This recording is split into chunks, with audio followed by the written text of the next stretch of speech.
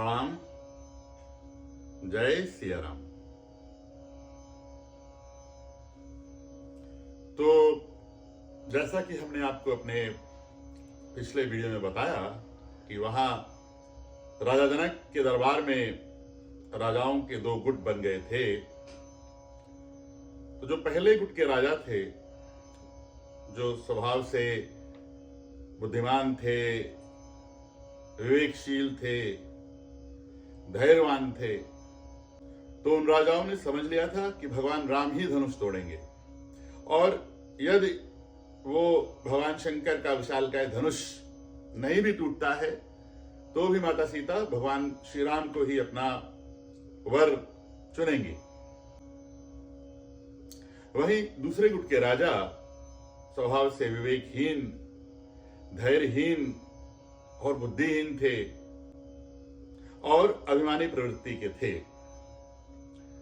उन राजाओं ने बोला यदि धनुष भगवान श्री राम तोड़ भी देंगे तब भी वो माता सीता से उनका विवाह नहीं होने देंगे, और इसके लिए यदि उन्हें साक्षात काल से भी युद्ध करना पड़े, साक्षात यमराज से भी युद्ध करना पड़े, तो वो उस युद्ध को करेंगे और जीतेंगे।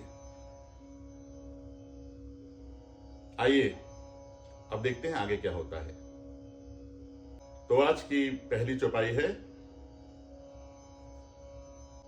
यह सुनी अवर महिप मुस्काने, धर्मशील हरि भगत सयाने। तो वहां जो धर्मशील राजा बैठे हुए थे, भगवान के भगत थे, हरि के भगत जो राजा बैठे हुए थे, जो हरिभक्त राजा बैठे हुए थे, जो सयाने राजा बैठे हुए थे, जो बुद्धिमान थे, वो लोग उन अभिमानी राजाओं की बात सुनकर हंसने लगे। यह सुन अवर महिप मुस्काने। अवर अर्थात अगेन, अवर का मतलब अपर। अपर जैसा कि हमने पहले कहा था, अपर का मतलब होता है दूसरा।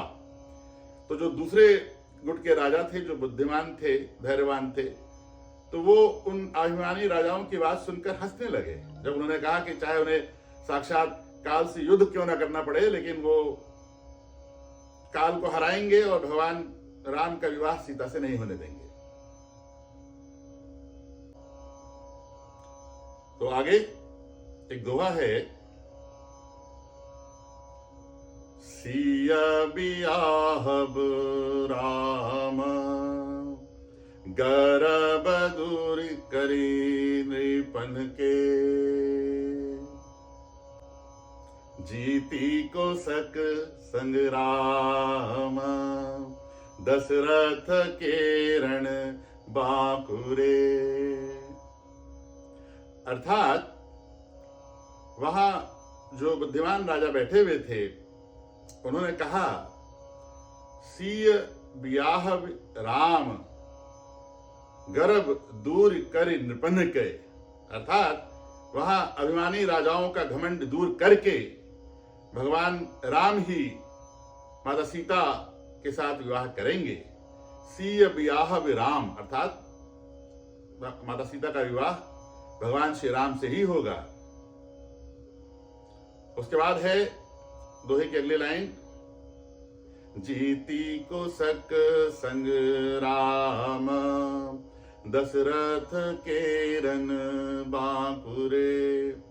अर्थात यदि युद्ध होता भी है तो दशरथ के जो दोनों पुत्र हैं, भला किसमें हिम्मत है कि उन्हें हरा सके।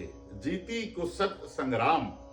जीत अर्थात कौन जीत सकता है। जीती को सक को मतलब कौन, जीती को सक संग्राम। अर्थात युद्ध में राजा दशरथ के दोनों पुत्रों से कौन जीत सकता है। जीती को सक संग्राम, दशरथ के रण बांकुरे। अगली चौपाई है, व्यर्थ मरहु जनी गाल बजाई, मन मोद कन्ही की भूख बुताई। अर्थात वहां बैठे उन बुद्धिमान राजाओं ने उन अभिमानी राजाओं को परामर्श दिया कि व्यर्थ ही गाल बजाकर, अर्थात डींग हाँककर, व्यर्थ मरहु मत गाल बजाई, व्यर्थ मरहु जन गाल बजाई। तो जन का अर्थात होता नहीं। तो उन बुद्धिमान राजाओं ने बोला, अनावश्यक रूप से डींग हाँककर मत मरो, नहीं मरो, मरने का काम मत करो। मन मोदकनी की भूख बुताई। हम जानते हैं कि आपके मन में लड्डू फूट रहे हैं और आप माता जानकी से विवाह करना चाहते हैं, लेकिन मन मोदकनी की भूख बुताई। लेकिन मन के लड्डू सोचने के लिए तो अच्छे हैं, पर क्या उनसे भूख मिटती है? भूख बुताई, तो बुताना का अर्थ होता है बुझाना। तो मन के लड्डुओं से भूख नहीं बुझती या भूख नहीं मिटती, इसलिए सावधान हो जाओ, व्यर्थ ही डींग हाँक कर अपने मरने का कारण न बनो। आगे है, सीख हमारी सुनी परम पुनीता, जगदम्बा जानहु जिय सीता। तो उन बुद्धिमान राजाओं ने उन अभिमानी राजाओं को बोला कि सीख हमारी सुनी परम पुनीता, अर्थात हमारी इस पवित्र सीख या पवित्र परामर्श कह लीजिए, जो एकदम निष्कपट है, उसको आप सुनिए। परम पुनीता, पुनीत का अर्थ होता है पवित्र, और परम मतलब बहुत ही पवित्र। तो हमारे इस पवित्र निष्कपट सीख या निष्कपट परामर्श को आप सुनिए। जगदम्बा जानहु जिय सीता, माता सीता को आप जगदम्बा का रूप समझिए और उनको पत्नी के रूप में पाने की इच्छा अपने मन से निकाल दीजिए, इसी में आपकी भलाई है। आगे है, जगत पिता रघुपति ही विचारी, भरि लोचन छवि लेहु निहारी। जगत पिता रघुपति ही विचारी, भरि लोचन छवि लेहु निहारी। अर्थात उन बुद्धिमान राजाओं ने आगे उन अभिमानी राजाओं से कहा कि जगत पिता रघुपति ही विचारी। तो पिछली चौपाई में कहा था कि माता सीता को आप साक्षात जगदम्बा माता का रूप समझिए। तो इस चौपाई में कहते हैं कि जगत पिता रघुपति ही विचारी, अर्थात रघुपति भगवान श्री राम को आप जगत का पिता समझिए, जगत का पिता विचारिए। और भरि लोचन छवि लेहु निहारी, और नेत्र भर के उस पुनीत छवि को, उस अलौकिक छवि को निहारिए, देखिए उसको, उन्हें प्रणाम कीजिए। यह आपका सौभाग्य है कि भगवान श्री राम के दर्शनों का मौका आपको मिला है, इसी में आपकी भलाई है। और आगे है, सुंदर सुखद सकल गुण राशि, ए दौ बंधु संभुर बासी। सुंदर सुखद सकल गुण राशि, ए दौ बंधु संभुर बासी। अर्थात ये जो दोनों भाई है ना, भगवान राम और लक्ष्मण, ये बहुत सुंदर हैं, सुंदर सुखद और सुख देने वाले हैं। सकल गुण राशि, और ये दोनों भाई सभी गुणों की राशि हैं, सभी गुणों की पूंजी हैं, सभी गुणों का धाम है। और आगे कहते हैं कि ए दौ बंधु शंभु उर्वासी। ये दोनों भाई, ए दौ बंधु, ये दोनों भाई जो हैं शंभु उर्वासी हैं, स्वयं भगवान शंकर के हृदय में वास करते हैं, शंभु अर्थात भगवान शंकर, उर अर्थात हृदय, वासी अर्थात वहां वास करते हैं। तो भगवान शंकर जिनका ये धनुष है, स्वयं उन्होंने इन दोनों भाइयों को अपने हृदय में बसाया हुआ है। इसलिए हम फिर कहते हैं तुमसे कि भगवान श्री राम और लक्ष्मण से, भैया लक्ष्मण से बैर मत लो, इसी में आपका भला है। और आगे है, सुधा समुद्र समीप बिहाई, मृग जल न रखी मरहु कत धाई।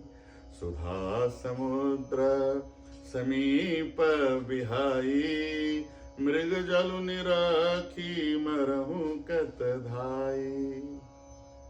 अर्थात तुम्हारे समीप स्वयं अमृत का सागर है। सुधा समुद्र, सुधा अर्थात अमृत, सुधा समुद्र समीप, तुम्हारे समीप, तुम्हारे पास में स्वयं अमृत का सागर आया हुआ है। और सुधा समुद्र समीप बिहाई, बिहाई अर्थात छोड़ के, इसको, इस अमृत के समुद्र को छोड़कर तुम मृग जल निरख मरहु कत धाई। तो मृग जल अर्थात मृग तृष्णा, मिराज। तो माता सीता को पाने की जो इच्छा है वो आपके लिए और कुछ नहीं है, एक मिराज है, एक मृग तृष्णा है। तो उस मृग तृष्णा की तरफ क्यों भाग रहे हो? मृग जल निरखी, उस मृग तृष्णा, उस मृग जल को देखकर, निरख अर्थात देखकर मरने की चेष्टा क्यों कर रहे हो? मरने की तरफ क्यों भाग रहे हो? मरहु कत धाई, धाई अर्थात भागना। ऐसा उन बुद्धिमान राजाओं ने उन अभिमानी राजाओं को कहा। आगे है, करहु जाई जा कहूं जोई भावा, हम तो आज जन्म फल पावा। अर्थात हमने तो तुमको समझा दिया। ऐसा उन बुद्धिमान राजाओं ने उन अभिमानी राजाओं को, उन बुद्धिहीन राजाओं को बोला कि भाई हमने आपको बहुत समझा दिया, अब तुम्हारी मर्जी, जो तुम्हारे मन में आए करो, जहां जाओ जो मर्जी करो, उससे हमें मतलब नहीं है। और हम तो आज जन्म फल पावा। और जहां तक हमारा प्रश्न है, हमने तो भगवान श्री राम का दर्शन करके पूरे जीवन का फल पा लिया है। हमारा जन्म आज सफल हो गया है।